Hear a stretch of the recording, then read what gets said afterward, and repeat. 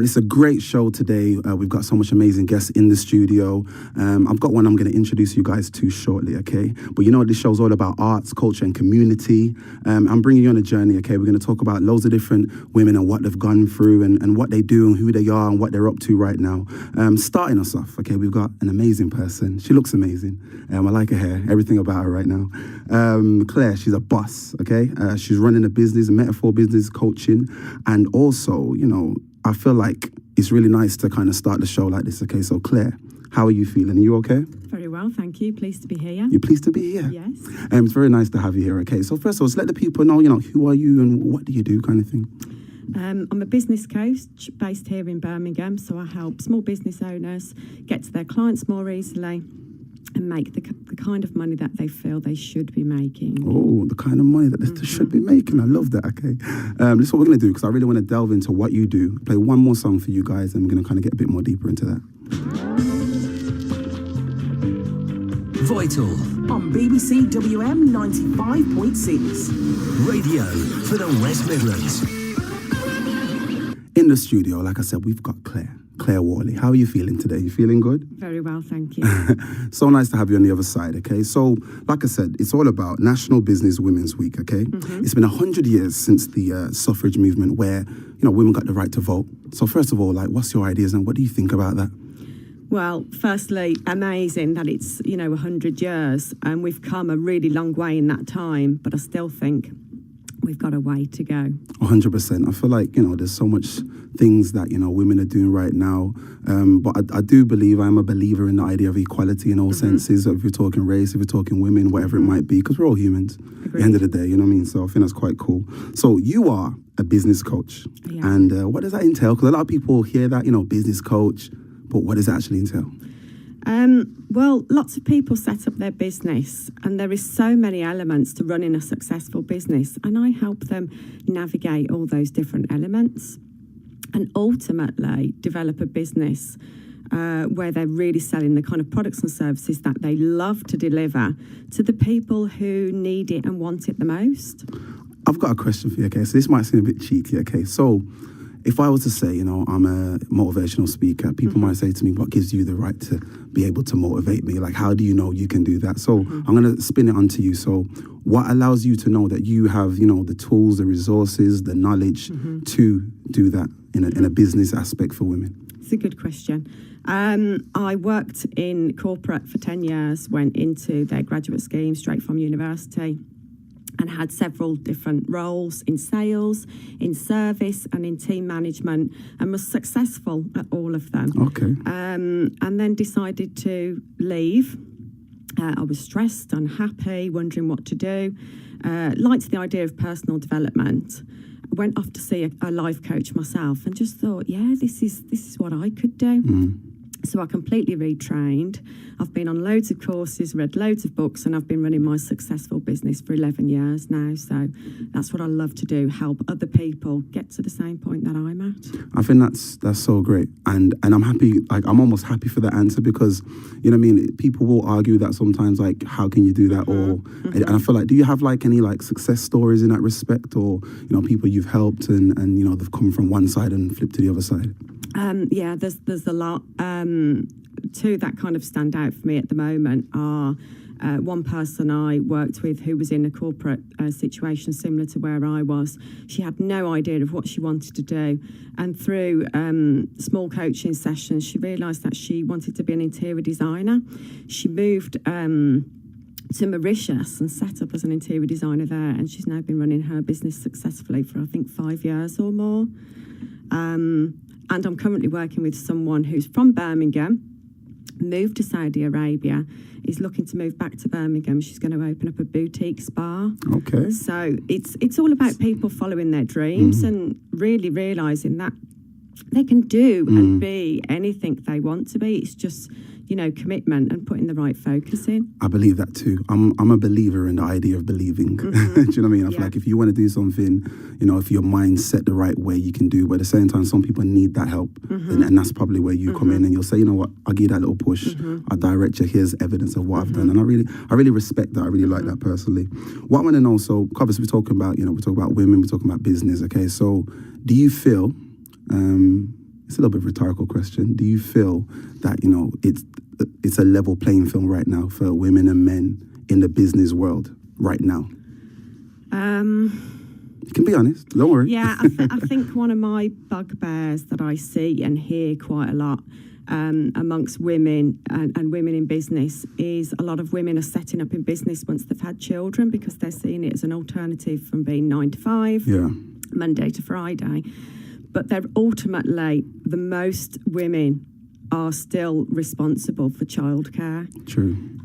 Not in my household, but most women are still responsible, and therefore, you know, having to pick up the kids 3 o'clock, you know, school drop-offs.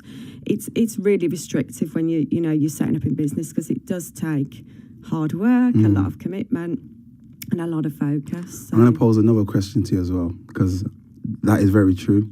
But the idea of, so people might argue or might say, well, I don't think I was going to argue it necessarily, but they'll say a man, for example, you know, he can't bear a child in that respect. So from certain people's point of view, I'm playing devil's advocate here, they might say a man will have less chance to be off work and so on and so forth. So what's your argument to that? And again, this is devil's advocate. This is not what that's fine. I'm going to make that very clear. Well, a man plays 50% of the role in making the child. 100%. So you know, it's a 50-50 responsibility of bringing that child up, and that involves everything from, you know, making the school lunches to drop-offs to, you know, feeding the child. So my argument is that they need both parents regardless. 50% of the time. I think, that's a valid point. It's a valid point. And I feel like just to bring it up, just because, you know, there would be people out there thinking that way, you know what I mean? And respectively, you are right. It takes 2 to tango. Make it sound like quite nice. I want to kind of get into a bit more, but I'm going to play a song, okay? And I'm going to kind of come back on the other side.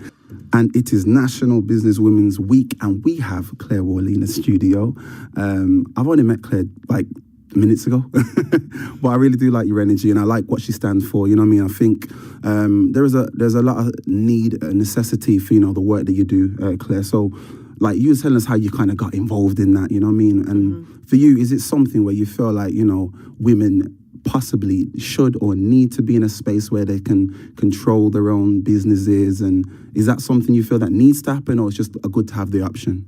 I'm really passionate about helping people who want to have their own business. It's not for everybody. Some people, you know, need the security of that salary coming in at the end of the month, you know, every month.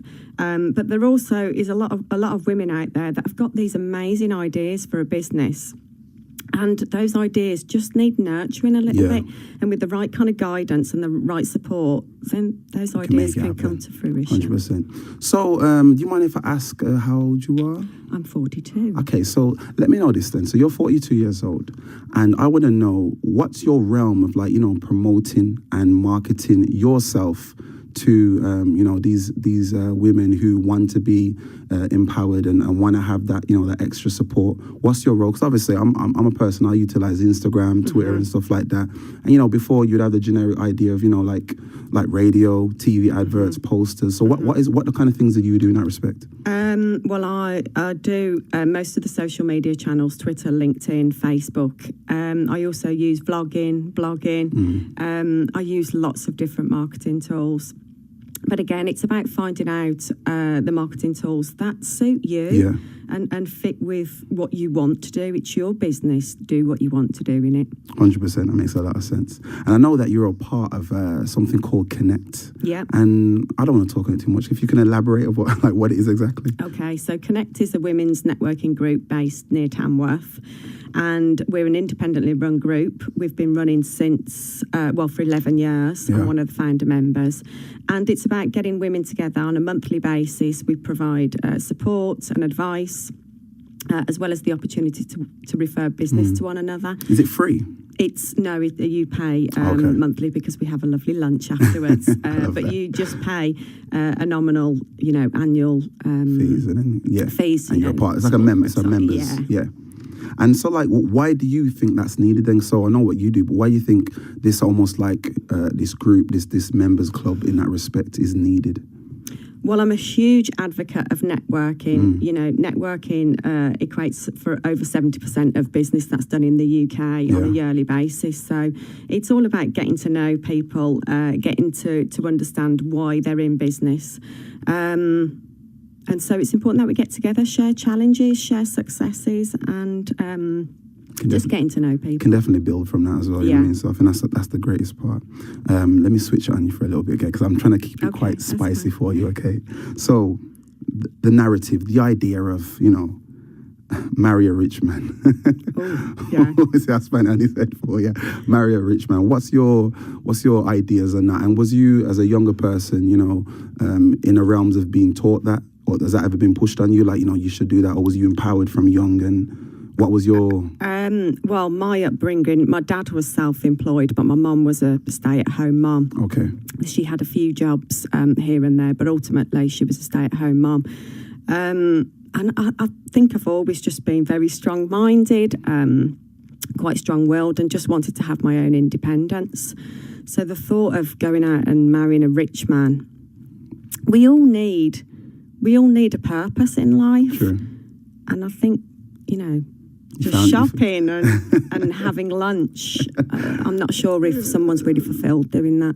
I say that's so cool that you've said that as well, because I think there's a lot of young girls that might be listening to this, you know, and, you know, glitz and glamour, it's hard to ignore it when you're young, because that's all you see when you watch music videos and stuff like that. So, you know, coming from yourself, it's very good to have that opinion and the idea of, like, you might need a purpose in life, or you should have a purpose in life, you know what I mean? You should be wanting to do things for yourself. You want to, you know, treat yourself with respect in a sense, you know what I mean? So I definitely connect with that. I definitely understand that, man. I've got another question for you, and this one is more about the idea. So what is, for you then, so what is it like being a woman in a male-dominated business? And what I say is, I don't just mean business in general. Like, I know a lot of male, you know, inspiring and mentors and stuff like that, those kind of coaches that do well. And I also know a lot of female women as well. So what is it like for you in a more male-dominated area in that respect? Is it male-dominated for you? Yeah, I think it is. Going to networking groups other than my women's one, it's definitely more male-dominated.